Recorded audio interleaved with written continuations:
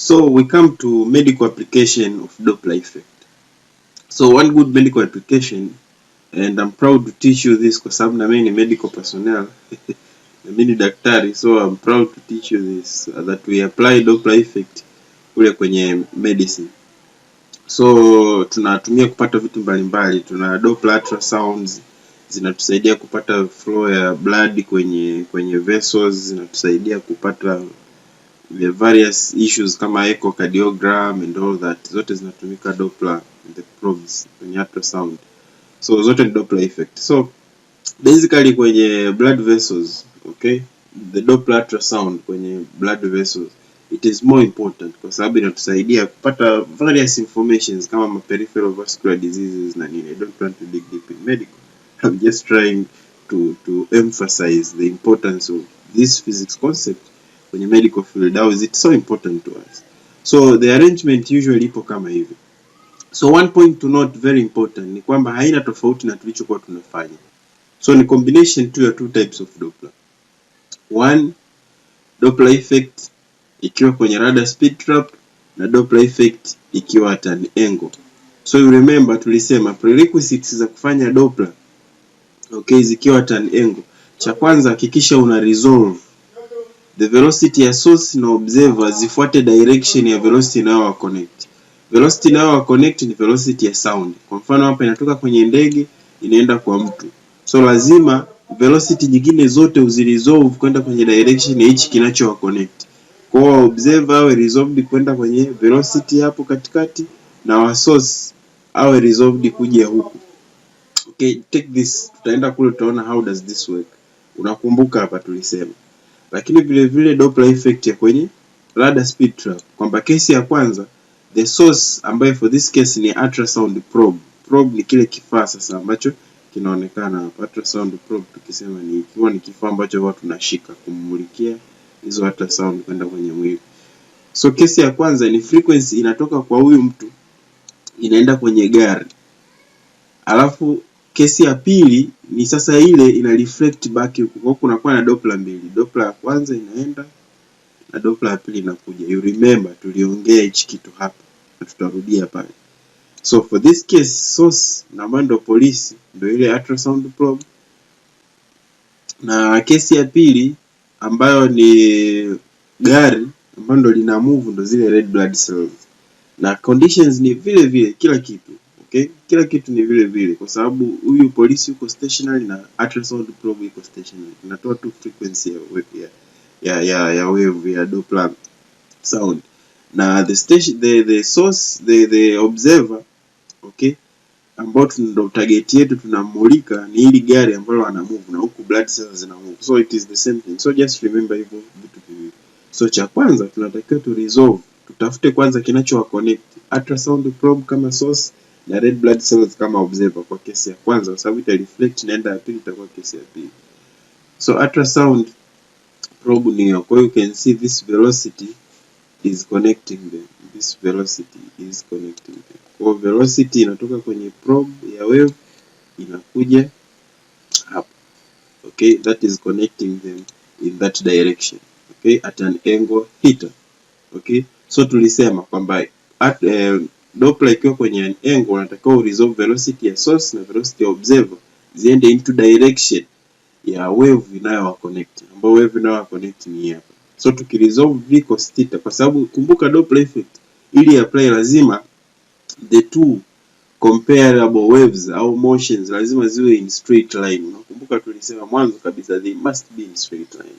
So v ukiresolve ije hapo itakuwa ni v cos theta. Kwa ukiresolve ije hapo, okay, across, nishawafundisha kama ukiresolve kitu kikapita across the angle, kwa ina resolve inaenda huko v cos theta. Kwa hii ni v ya blood cells, v ni velocity ya blood cells cos theta. Okay, na hii tuseme c ndo velocity ya hiyo wave ya hiyo electromagnetic wave au ultrasound wave inayotoka kwenye ultrasound probe na kuja kwenye red blood cell na kuwa reflected back, so the velocity c. Lakini ultrasound is stationary, so hatuna velocity ya source is 0. So kwa kesi ya scenario ya kwanza ambapo wave inatoka kwenye probe inakuja kwenye red blood cells, tunajua kwamba frequency dash ambayo inakuwa observed sasa na red blood cells. Kumbuka nilikwambia kesi ya kwanza ni huyu inaenda kwa huyu. Kwa kesi ya kwanza huyu anakuwa observer. Okay, anapata f dash. Kesi ya pili f dash ndio inakuwa source, inakuwa reflected back kwenda kwenye source. Sawa? Unanielewa, unanikumbuka hapa nilichokuwa nasema. Inakuwa hivyo. So we know f dash inakuwa given by v dash over wavelength dash. Nilishasema kwamba v is as a result of changes ya source, ile velocity ya wave, okay, na ya observer. Kwa velocity ya wave kwenye kesi ya kwanza ni c, nimeshasema ni c, na velocity ya observer, okay, ni v cos theta. So you can see they are going in opposite direction. C anakuja huku, v cos theta anaenda juu. Badala ya v cos theta tutakuwa tunatumia vo. Baadaye tutakuja kusubstitute, okay, tutakuja kusubstitute hii vo kama ni v cos theta. So tumesema v is as a result, tuna compare velocity ya wave na velocity ya observer. So kwa kesi ya kwanza observer ni red blood cells. Okay? So ukiangalia they are going in opposite direction. So maana yake relative velocity yao ni una add c plus velocity ya observer, au tuite tu ya red blood cells ili ikurahisishie kuzitofauti. V ya red blood cells. Okay? V ya red blood cells.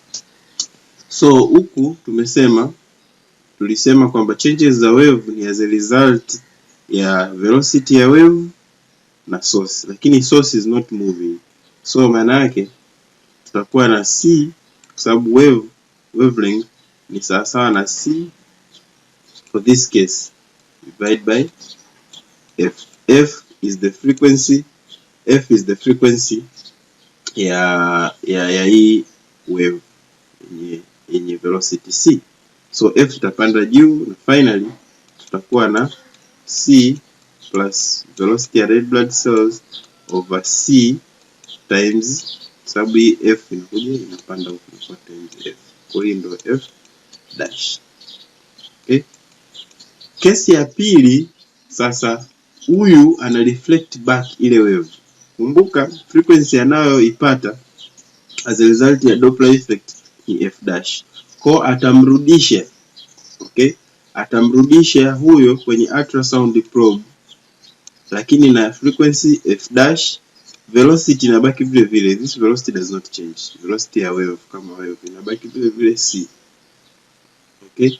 Na velocity ya blood haichange. Kwa hiyo ukiresolve inabaki vile vile. So instead of huyu, for the case ya pili tunatumia hii new velocity inayo reflect back. Kwa hiyo ndio direction ya flow ya wave. Sasa mwanzo ilikuwa ni hii hapa, sasa hivi imekuwa ni hiyo hapo. Angle remains the same na ukiresolve hiyo inabaki the same. What changes ni frequency, this time inakuwa f dash na hiyo. So this time huyu ndio observer. Kwa ata receive f dash dash, okay, ya motion ya pili after reflection. So f dash dash tunajua ni sawa sana v dash dash over wavelength dash dash. So tulishasema kwamba v is a result of changes za observer na wave. Okay, observer yuko stationary, kwa hiyo tunatumia baki tu wa wave ambayo ni c over huyu as a result ya changes za source. Okay, changes za movement ya source na wave. Kwa ukiangalia source ana move na velocity ya blood into that direction, unaona anaenda juu, na wave inaenda juu. So kunakuwa na relative velocities zikiwa zinaenda in the same direction, maana yake inakuwa inatoa velocity ya blood divide by f dash. Okay, divide by f dash. So after that, manake kitakachotokea hapa ni kwamba kutakuwa na c over c minus v ya red blood cells times f dash. Okay, but we know hii f dash tulishaipata hapa, so if we substitute here for f dash dash itakuwa ni sawasawa na c over c minus velocity ya red blood cells f dash times f dash ambayo tumesema ni c plus velocity ya red blood cells, okay, over c times frequency f. So you can see c na c inakufa. So finally frequency f dash dash inakuwa ni sawasawa na c plus velocity ya red blood cells over c, okay, minus velocity ya red blood cells times frequency f. Okay, so you have noted this, right?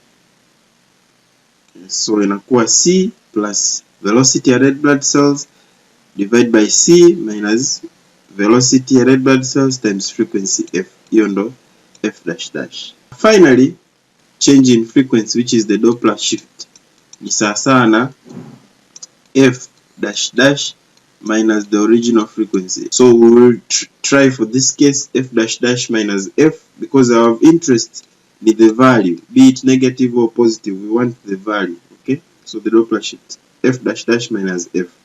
So f dash dash ndo hii ambayo imeandikwa hapa kwamba f c plus velocity ya red blood cells, c minus velocity ya red blood cells in brackets minus f.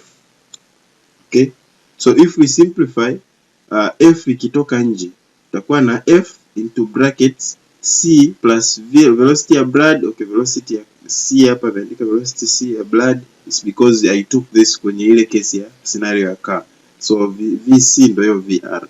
Kwa hiyo follow me through, utanielewa.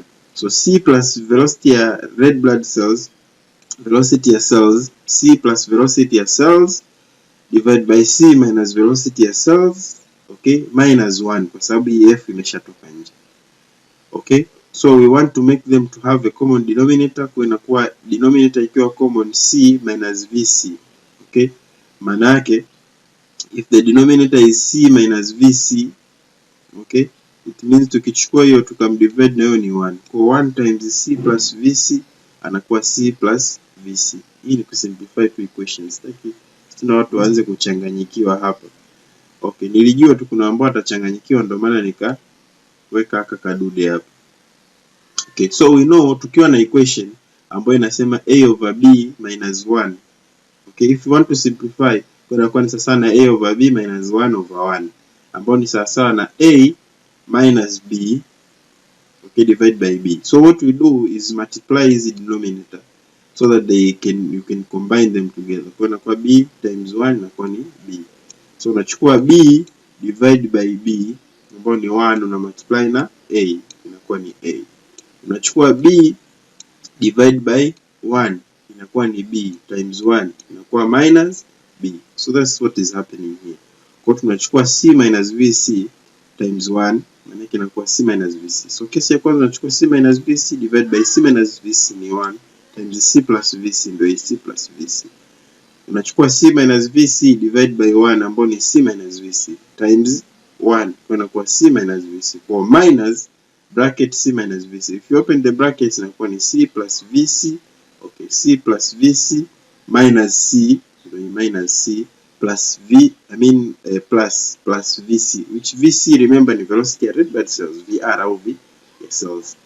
So after you reach here utaona c na c zitakancel kwa sababu ni c minus c, then ndani utabaki na vc plus vc ambayo itakuwa ni 2vc, kwa 2vc, okay, 2vc times ile f iliyokuwa nje divide by c minus vc, okay, c minus vc ni sawa sana change in frequency.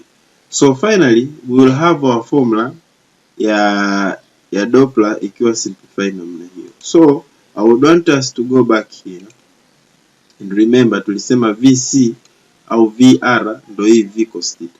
So if we introduce tutakuwa na change in frequency ni sawasawa na 2 velocity ya red blood cells, okay, times the frequency f. Kumbuka velocity ya red blood cells ndo tulisema ni v cos theta. Okay, so tuseme hapo ni v cos theta. Okay, v cos theta times the frequency. Put the frequency there. Divide by c minus v cos theta. So velocity ya blood ukicompare na velocity ya wave flowing kwenye blood tissue ambayo ndio hiyo c, kawaida inakuwa very small. Okay, inakuwa almost negligible.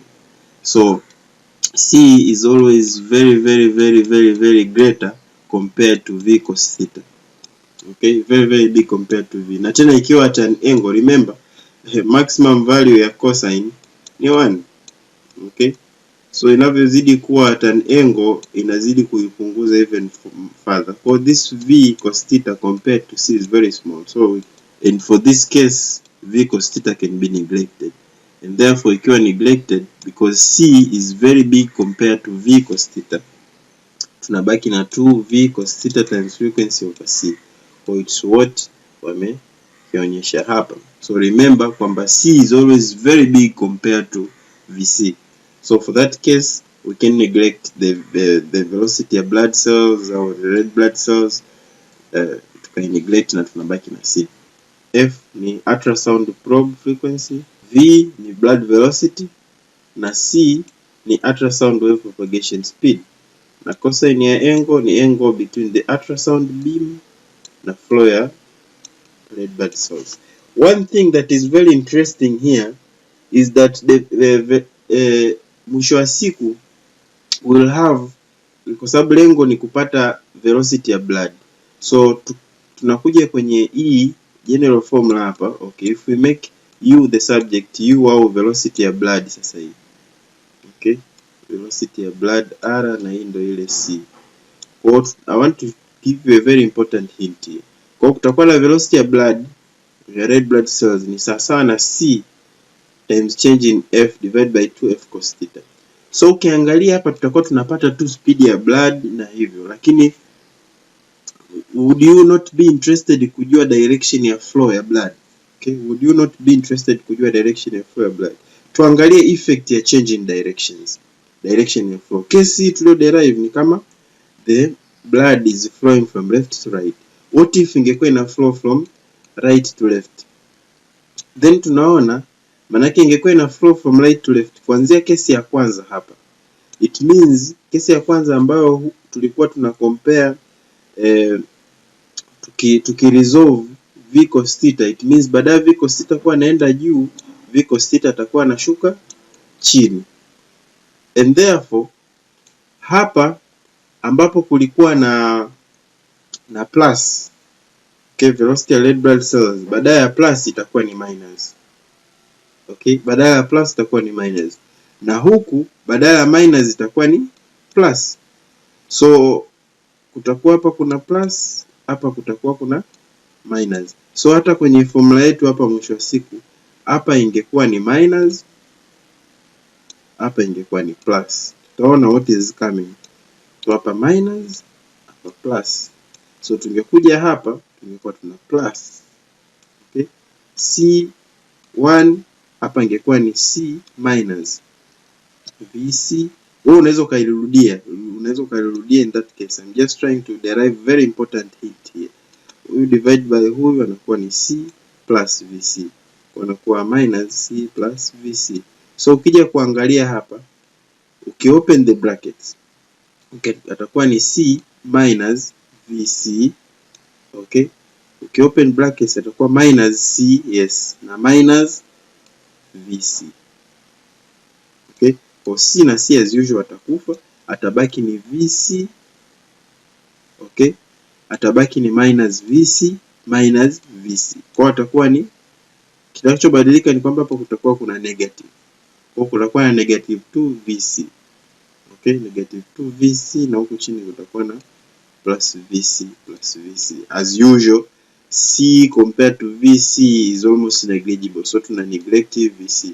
Kwa my point ni kwamba kitakachobadilika ni only the sign, so that will be the only difference. Lakini kumbuka tulivyokuwa tunatafuta change hapa kwenye F, kwenye kuja kusema change in frequency, we are interested kupata absolute value. So umeona kwamba values ikiwa positive inakuwa inamaanisha flow in one direction, values ikiwa negative flow inaenda kwenye opposite direction. So hiyo change tu in value kwamba being positive or being negative is what will signify whether the blood is flowing towards, okay, in the right direction or in the wrong direction. So it can be found kwa kutumia, okay, kwa kutumia the magnitude being negative or positive. And therefore let us see some of the examples. Kwa mfano tuna hili swali, in a blood flow investigation a source of 4 megahertz ultrasound directed at an angle of 50 produces Doppler shift of 140, assuming that the speed of wave in body tissue is 150. So umeona amekupa Doppler shift ni positive 140. It means if our assumption ni kwamba the ultrasound is set kuwa positive Doppler shift ndio inatakiwa blood flow in correct direction, then maana yake tayari the blood is flowing in the right direction, and therefore tunachotakiwa sasa ni kutafuta speed of blood. So in a blood flow tumepata Doppler shift ni assuming speed of wave in blood tissue is 1500. Okay, what is the speed of blood? Okay, what is the speed of blood? So in our question tumepewa kila kitu kwamba speed of blood ambayo general formula tulisema ni EV ndo velocity ya wave kwenye blood tissue ambayo ndo hiyo C, ambayo kwa this case sasa scenario tumepewa ni 1500.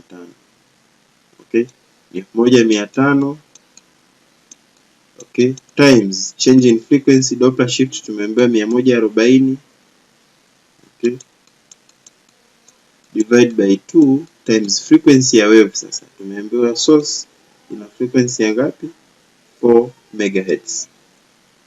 4 mega times 10 power 6. Cos ya angle ambayo ni 50.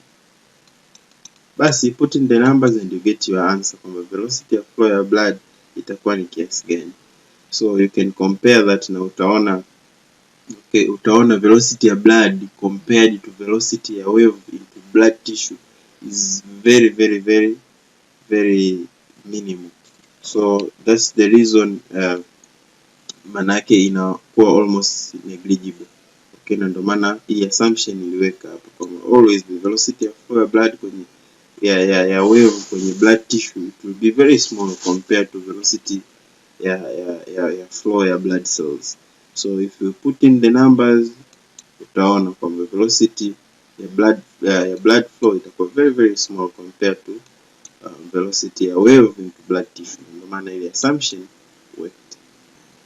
So tukifanya mfano mwingine tunaona kwamba in a measurement of blood flow in a patient, ultrasound of frequency of 5 megahertz is incident at an angle of 30 to blood vessels, and the Doppler shift of frequency is just repetition. If the velocity of ultrasound can be taken to be 1.5 kilometers per second, and the blood vessels diameter, you calculate the blood flow velocity. So you just do the same.